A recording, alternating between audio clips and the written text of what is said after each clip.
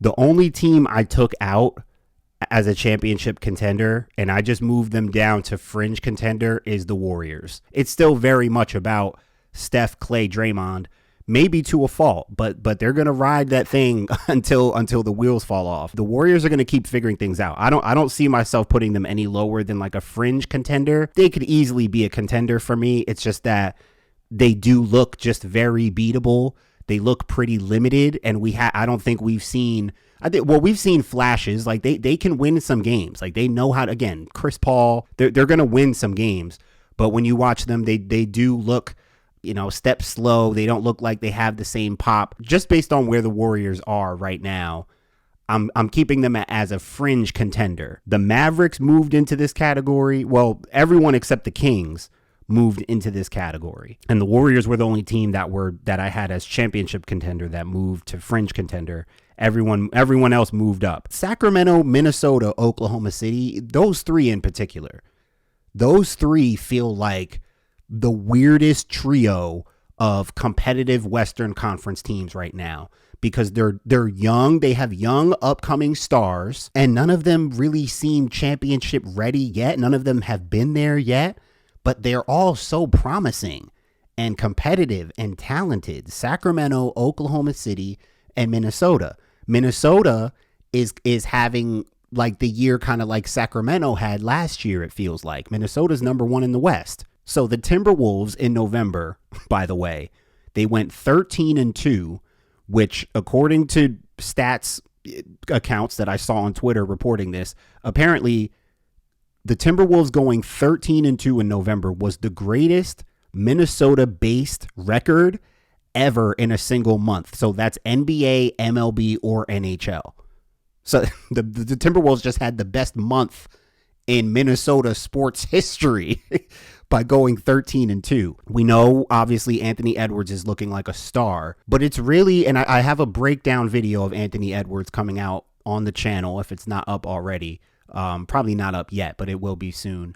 Anthony Edwards, he's been averaging 26, 5, and 5, looking like the best shooting guard in the league. It's between him and Devin Booker. I kept saying this about Minnesota the last couple years because people kept getting higher and higher on Anthony Edwards. And I just kept saying, look, as long as they are going to embrace him as their best player, because everyone kept, leaping to Michael Jordan and saying and loving his progression. I'm like, well, Karl Anthony Towns has been the guy for them. He was their number one pick before Anthony Edwards. He's kind of been the centerpiece, and he's a very skilled player. He's someone you can play through, and they've tried to play through. The first thing I wanted to make sure was that, okay, well, let's make sure the team, the franchise, Karl Anthony Towns, all of the above, let's make sure that they are going to start acting like this is Anthony Edwards' team. And that's what they're doing right now. When you watch them, it's clear. When you watch a team, it should be clear who the best player is, not just by who's doing the most or scoring the most points or who looks the best, but like it also matters how that player's teammates react to them. Being the best player isn't just about scoring the most points or being the most talented. Like when you're the best player, it means that the team, the program, the parents, the fans, we know who their best player is, right? Some teams don't like to say, or some teams may not necessarily have like one best player. Different players can kind of show up and be their best player in different games. But when you have a team like the Timberwolves, give the team to Anthony Edwards. And that's what's happened now. When you watch them, he is in control of the team. He's a willing passer. He's getting guys involved, making extra passes, giving up a good shot for him for a great shot for somebody else. He's doing those things. So he's not just scoring the ball and being a great athlete and a great specimen. He's being a great basketball player, and he's instilling confidence in other guys. From what I've seen, it looks like guys are playing well because their best player, who they're now like, they operate as if he's their best player. Now that they have that, other guys seem to kind of be falling in line. Ant and Cat are their big two. That's their star duo, right? They've been all stars. They're star level, high level talents. That's their star duo. as far as talent. As far as like their core of what makes them who they are, it's a big three of Ant, Cat, and Rudy Gobert. I thought the whole two big lineup thing was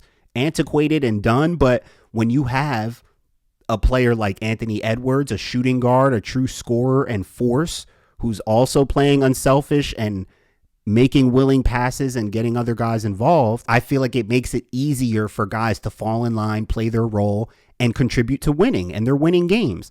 By the way, Minnesota has other really good players. Mike Conley as your point guard. They've had Jaden McDaniels playing really well, knocking down threes for them on the wing at the small forward spot. You still got Naz Reid off the bench. Like they have players. You've solidified Ant as the guy, the main player. He has that freedom and that green light. Anytime you have one of the top players at their position in the league, you should be in some kind of position to compete for something, right? So right now I have him as a fringe contender, but I mean, that's really good for them to me. I don't know what championship contender Minnesota would look like, but this is the closest I've seen so far. So I've got OKC as a fringe contender. I moved them up from competitive thorn. Maybe they get stronger and just better and more confident. They start like they have some good wins, but as we go later into the season, they start building up some more critical late in the season, late game wins against quality teams, right? Like if they keep proving it to us and keep winning certain games and doing things the right way, I could see them as a championship contender. I feel like OKC is going to stick around the fringe contender area for me just because I don't know. I don't know if I can go all the way there with them. But out of the three, Sacramento, OKC, Minnesota, it's interesting. I think OKC has the best roster. Minnesota has the best individual player. They each have stars. De'Aaron Fox is a star. Shea is a star. And OKC, they may have a couple stars realistically. And Anthony Edwards is a star. Karl Anthony Towns is a star. Each of these teams have stars.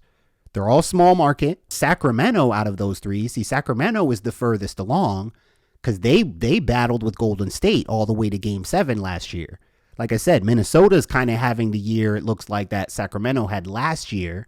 Sacramento was number one in the West. It's going to be interesting to see, especially with those three teams, the Kings, Thunder, and Timberwolves, who separates themselves. Because it's like they're all here, and for me, they're all fringe contenders. So my last fringe contender, I had Dallas as a competitive thorn before, and I've moved them up. So early on, it became clear that Derek Lively changes the dynamic for the Dallas Mavericks. The fact that they have a legitimate rim running, rim protecting big who can catch, who can finish, who's a great screen setter. From the little I've seen with him on the floor, and I know he's been hurt for a little bit, but that he's huge for them. I know we focus a lot on Luka and Kyrie with Dallas because that is their talent core. But man, Dallas to me is the team that, other than Phoenix at fully healthy, Dallas can get the hottest of any team. When you look at their roster, they have flamethrowers. They have legit scorers, and that's outside of Kyrie and Luka. I'm talking about in addition to Kyrie and Luka. When you have guys like Tim Hardaway Jr.